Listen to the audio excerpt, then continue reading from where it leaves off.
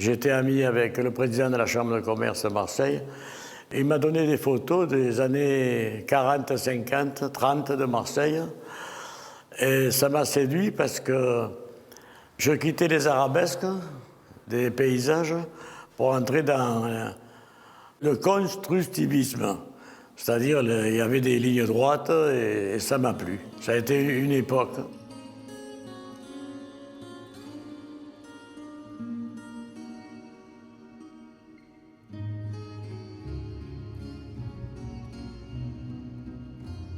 Les arbres, c'est quelque chose de magique, une force qui sort de la terre comme ça, qu'on ne peut pas expliquer. Et puis aussi, c'est toujours des lignes montantes chez moi. Je suis ami avec un peintre qui fait plutôt des lignes descendantes et je ne pourrais pas faire la plaine. Ça, il faut que... C'est un peu musical chez moi, si vous voulez. C'est dans ma nature de faire... C'est un peu phallique, c'est-à-dire toujours des villages qui montent, je suis séduit par ça. Parce que là-dedans, on peut mieux s'exprimer. Delacroix disait avec des lignes descendantes, j'exprime la tristesse, et des lignes montantes, j'exprime la joie. Alors, je ne sais pas si je peins pour exprimer la joie, mais je trouve chez moi, mon tempérament, plus de brio, plus d'envol, et plus de lyrisme dans les lignes montantes. Ça, c'est une œuvre, un hommage à Brassens, que j'ai rencontré, que j'ai parlé avec lui en 1962 à l'Alcazar de Marseille. Et ça, c'est surtout un thème sur la mort. C'est-à-dire que les gens s'en vont, entre-temps j'avais perdu mon père, et personne ne revient. Jusqu'à maintenant, depuis des milliers de siècles, personne ne revient. Et moi, par la force de l'esprit et de l'amour de ceux qui sont partis, je fais revenir Léon. Léon, c'est une chanson de Brassens. Alors Léon, qui c'est? Léon, dans l'invention de Georges, c'est un accordéoniste qui... le plus simple qui soit, qui faisait des mariages certainement, le brave mec, et qui est mort tout à fait inconnu. Et puis, dans la chanson, il y a l'enterrement de Léon.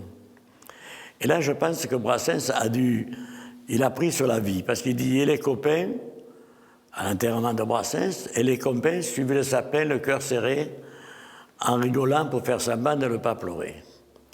Après, Léon meurt, toujours dans la chanson, il monte au paradis, et là, il dit, si de temps en temps, une dame d'antan se laisse embrasser, pour sur papa, tu ne regrettes pas d'être passé. Voilà, Léon, il est auréolé par le paradis. Il y a des oiseaux, des anges, voilà. Comment exprimer le paradis? Voilà, Léon. Léon, vous voyez, il jouait tellement que les notes sont usées. C'est un symbole, ça, de palette. C'est un artiste aussi. Et Léon avait un grand cœur. C'est ça que Brassens l'a choisi. Et Léon, il meurt et il va rejoindre Georges, qui est déjà au ciel. Voilà. Ça a duré 3 mois de travail.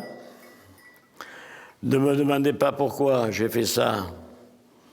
On ne sait pas. Ça commence par un mot, ça commence par des images. D'abord, j'avais fait le buste, puis petit à petit, ça s'est levé, et puis ça fait une croix.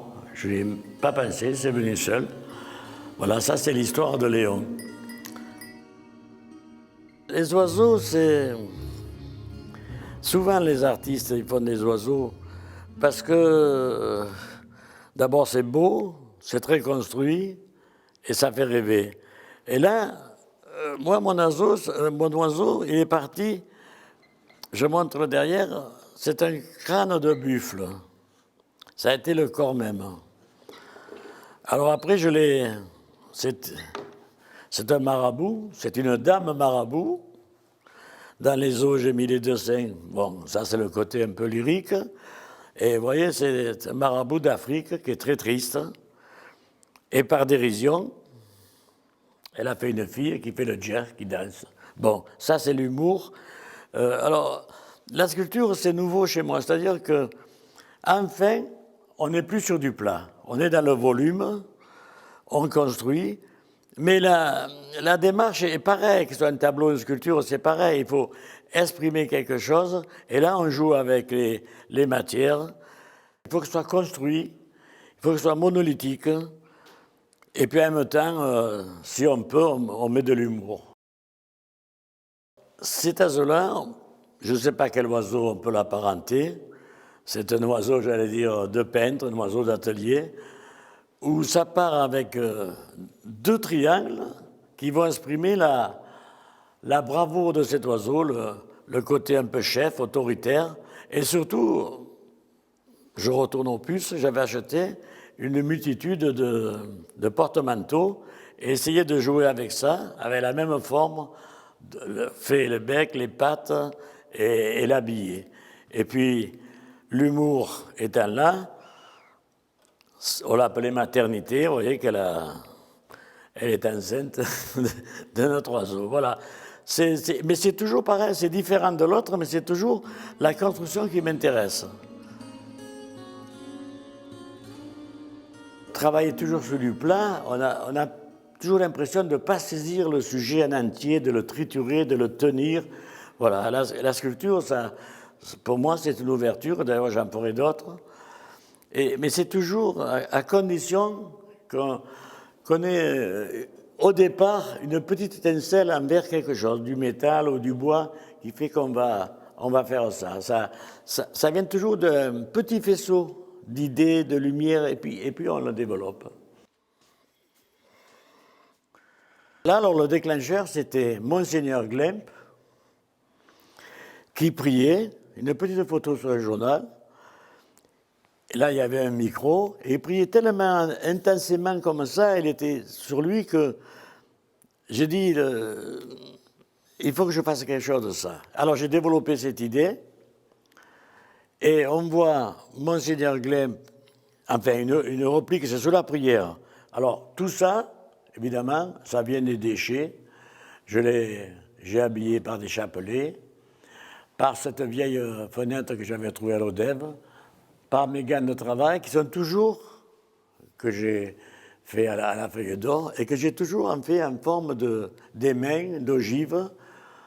Toujours il y a cette ligne qui est spirituelle, qui monte. Et là, simplement le détail, c'est qu'il prie, on va dire classique, et puis les mains lui ravagent le visage, et il prie tellement, il est tellement lui, qu'il devient un saint. Voilà, c'est une bande dessinée, c'est mon histoire à moi. Il n'y a rien d'autre à dire. Et puis, tous les gros lots qui font que l'ensemble reste homogène et tout l'ensemble est de ses mains. C'est parti de ses mains. Voilà. Quand on a interrogé les plus grands, c'est-à-dire, je vais en prendre deux, qu'on leur a demandé pourquoi ils faisaient ça, mettons Mozart, et après je reviens à Pablo Picasso, et les deux ont répondu la même chose. Pour répondre de leur création, ils ont dit trois mots, amour, amour, amour. Voilà, c'est la seule chose que je peux dire. Je suis ni Mozart ni Picasso. Dans mon petit coin, c'est le même chemin que je poursuis, c'est-à-dire que